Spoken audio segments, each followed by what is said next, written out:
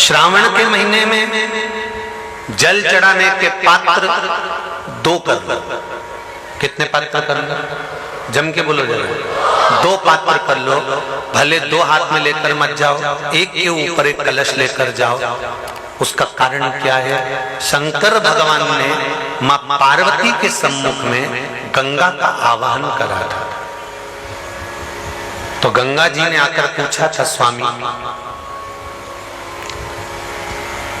जब पार्वती आपके नजदीक में विराजमान है तो मुझे बुलाने का कारण क्या था?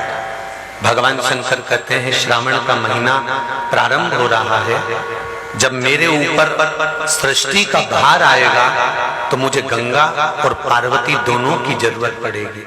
महामारी में शिव महापुराण की कथा जो कुबेरेश्वर बाबा के धाम से चल रही थी, उसमें एक उपाय बताया था, ध्यान होगा कि जब व्यक्ति के जीवन में बहुत तकलीफ चालू हो जाती है, बीमारियां बहुत भारी पड़ गई थी, तो कहा था कि 5 बेलपत्र शिव जी पे चढ़ाकर, एक हाथ में दूध एक हाथ में जल लेकर फिर बाबा को एक जैसी धार चढ़ाना। बोला था कि नहीं बोला था? एक जैसी धार लगाने का बोला था।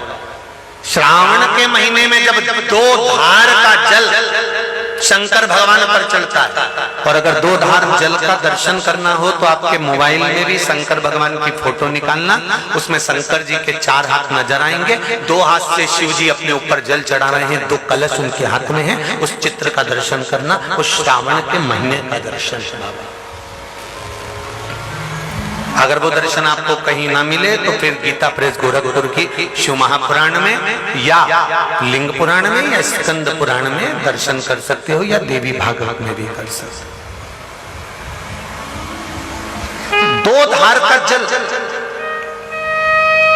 यदि हमारे व्यापार में तकलीफ आ रही है, कहीं उन्नति की सीढ़ी पर चढ़ने में तकलीफ आ रही है, या कहीं हम हमारे कार्य के प्रति काम अटक रहा है, यदि काम अटक रहा है, हमें और सरल भाषा में समझ लो, और सरल में समझो, जब मालूम पड़े कि कहीं कचरा अड़ गया, ठीक है, तो चतुर लोग क्या करते हैं, जो चतुर माताएं होती हैं, बुजुर्ग होते हैं, वो क्या करते हैं, जम के एक बाल्टी पानी डाल दे।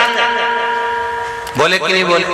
अरे बोले जम के जरा, एक बाल्टी जरा जम के पानी डाल, और जो जम के पानी डालेगा ना तो कचरा निकल गया। उसी तरह जीवन में अगर दुख चल रहा है, तकलीफें चल रही है, कष्ट चल रहा है, बीमारी चल रही है, परेशानियां चल रही हैं, रास्ता नहीं मिल रहा, तो पूरा सावन का महीना 2 कलश लेकर 1 बाल्टी पानी अर्थात 2 कलश से जब जल चढ़ाएंगे तो जिंदगी का कचरा भी अपने आप हट जाएगा और जीवन सार्थक। ये कावड़ की महत्वता।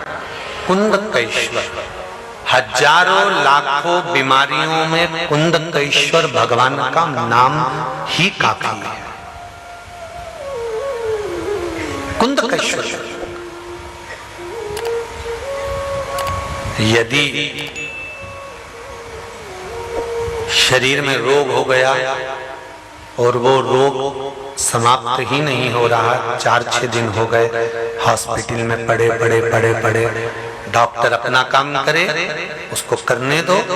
आप एक बेलपत्री का पत्ता लेकर अशोक सुंदरी वाली जगह पर, ये डंडी जहां से पानी बहता है उस ओर हो, और ये पत्ता अशोक सुंदरी वाली जगह पर इस तरह से रखकर उसके ऊपर कुंदकेश्वर महादेव के नाम से जल चढ़ाकर एक अंजलि में थोड़ा सा जल लाकर उस रोग ग्रस्त व्यक्ति को मात्र आचमन करा दो, और आचमन भी नहीं कराओ तो उसके मस्तक पर उस जल को मात्र लगा दीजिए।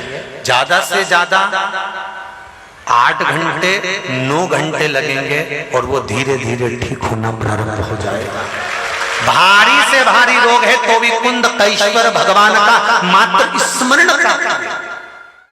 बहुत सरल सी बात है महाराज। आपका बेटा सीए में पास नहीं हो रहा है ना, आपका बेटे का जॉब नहीं लग रहा ना, सावन का महीना चल रहा है, शंकर जी का 1 महीना उल्टा जाप चालू कर दीजिए, 1 महीना पूरा होगा, बच्चे का जॉब लग जाएगा, ये पक्का गारंटी।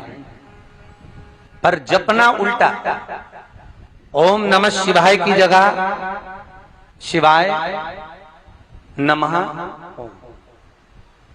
अपने आप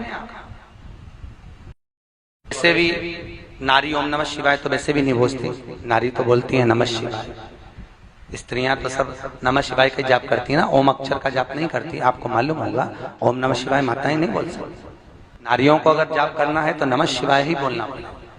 नमः शिवाय, नमः शिवाय, नमः शिवाय, नमः शिवाय, नमः शिवाय। ओम का उच्चारण नहीं करें।